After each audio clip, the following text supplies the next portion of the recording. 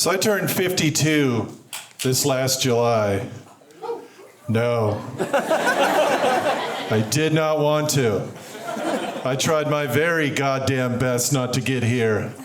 But it turns out when they say that drugs will kill you, not a promise. Did you know that? It's just one possibility out of many. Another one is that you could just end up like me, right? They even tell me which drugs, so I did my favorites. I did a fuck ton of mushrooms and acid. It did not kill me, it just made me super fucking weird, right? Like I would sip kombucha at a Slayer concert. That's kind of the vibe I'm giving off. It's not true though. Kombucha's fucking gross. It tastes like Muppet piss, right? Drinking kombucha tastes like you're getting R. Kelly'd by Grover. It is not. Oh, if that's the bad one, you're gonna get in trouble later. So I'm a pretty nerdy guy, in case you don't have eyes and can't see. Pretty nerdy dude. But I hate most nerds. I don't like a lot of nerds, you know? I don't like the Gamergate nerds, the ones who abuse women online, right?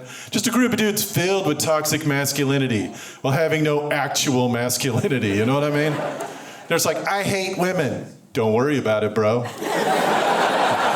Never coming up for you. And now, there's that Lord of the Rings show on. I got a whole new group of nerds to hate. There are a bunch of dudes out there who are like, there are no dark-skinned elves. Well, I have bad news, nerds. There are no elves. Not anywhere. I've looked my whole fucking life, haven't found a single goddamn elf. And they'll be like, well, Tolkien said they were all white. I'm like, yeah, my granddad said a lot of racist shit too. And he's about 100 years younger than Tolkien. If J.R.R. Tolkien was alive today, he'd get canceled in fucking minutes, right? Make J.K. Rowling look like Dr. Martin Luther King Jr. It'd be brutal. But I'm a nerdy guy. The one way I know, I've been playing D&D for 42 years. A lot of cheers for that. That's not usually the case. People give me a lot of shit about it, right? They'll be like, I was too busy getting laid in high school to play D&D. And I'm like, really? Because I was able to do both, you unfuckable piece of shit. Like, why did you need to concentrate on one to make it happen, loser? I've spent more money on D&D than you have cocaine. I hope, right? Like, hopefully so. I have a couple sneakerhead friends, and they were talking about some $400 pair of shoes they had bought, and I wanted to make fun of them. And then I remembered, I've spent $300 on dice, so... Say what you want about $400 shoes, but at least you can wear them, you know what I mean? All $300 dice do for you is get you made fun of later. I am a nerdy guy. I'm nerdy enough that I have my favorite rocket ship. It's the Space Shuttle Challenger. Does anybody remember what happened to the Space Shuttle Challenger?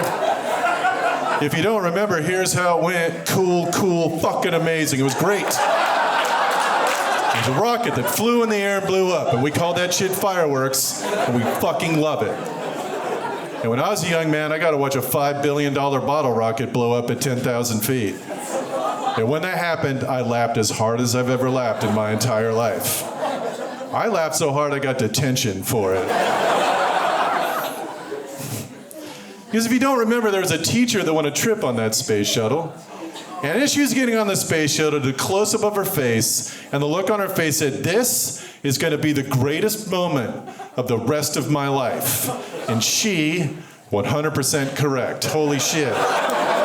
And yeah, it's sad, she died, whatever. But she died on a rocket ship. She died going to war with Earth's gravity and fucking winning. Do you understand? That might as well have been a flaming arrow going straight to Valhalla. By the way, do you honestly think that afterwards, after being in space, she'd want to go back to teaching 8-year-olds how to read? Fuck no. That was a mercy killing if it was anything. And if you ask me how I wanted to die 100 out of 100 times, rocket ship, and if that's not your answer, maybe you're the psycho, not me. Now, by the way, that teacher was an alternate. The original passenger of the Space Shuttle Challenger was supposed to be Big Bird. Can you imagine how fucking horrific it would have been if Big Bird had been on that space shuttle? All the Sesame Street characters just there to see him off. Bert and Ernie just holding one another, weeping uncontrollably. The Snuffleupagus just ceases to exist altogether. And the Count is just out there counting burning yellow feathers as they fall from the sky. What? He can't help himself. The saddest part about that joke is when I said Big Bird, you all thought of Big Bird the person and not Big Bird the suit, right? There's a man inside of that suit and he would have died fucking nameless. Leaving his family in a very uncomfortable position every year on the anniversary of the space shuttle disaster. His kids are all sad. One of their friends walks up like, hey man, why are you so sad? He's like, you know what?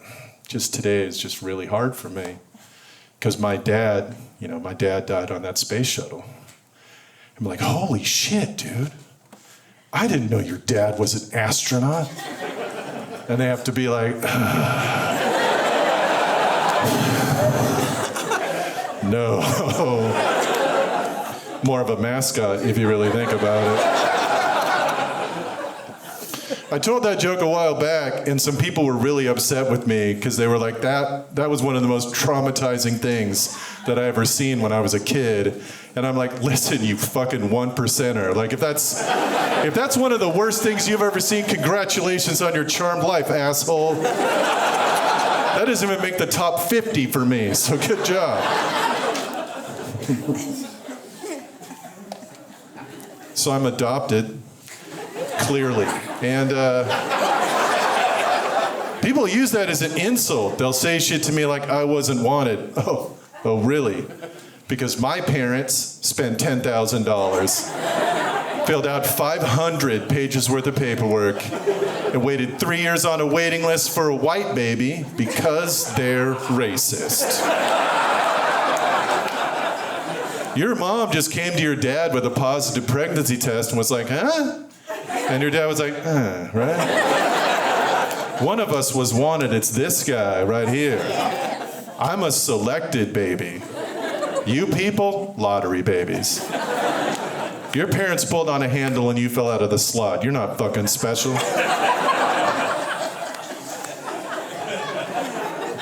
But because I'm adopted, people think I have a lot of skin in the abortion game. They'll say shit to me like, hey, Dan, how would you have felt if you'd have been aborted? I'm like, well, I'd have felt like you saved me about 52 years worth of hassle. I'm not saying I'm sad to be alive, right? But if something had come to me in the womb and said, hey, Dan, spoiler, your name's gonna be Dan. Here's the entirety of your life. Do you want to live it? Like, bust out the Cuisinart, son. Get me the fuck out of here. I don't want to do it. I kind of view my life like a Netflix movie I accidentally clicked on. Sure, it's not what I would have wanted to watch, but now that it's on, I just want to see how it turns out. So I don't know how many of you have the misfortune of hanging out with bros on a regular basis. But if you spend any significant time with any of them, you will inevitably be asked the question, would you suck a dude's dick for $1 million? And that is an incredibly stupid question for all kinds of reasons. But a big one for me is that no one has ever asked the opposite question.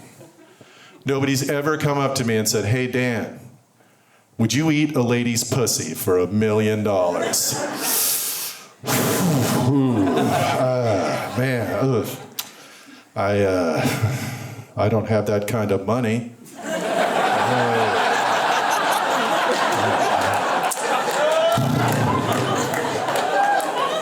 Maybe I could take out a loan? I don't know. No, Dan, they pay you. What? Holy shit. Man, I would eat 1 million pussies for $1 a piece. I know it'd take me some time, but I'm willing to clear my schedule, everybody. You know what they say, do what you love and you don't work a day in your life. See you later, everybody.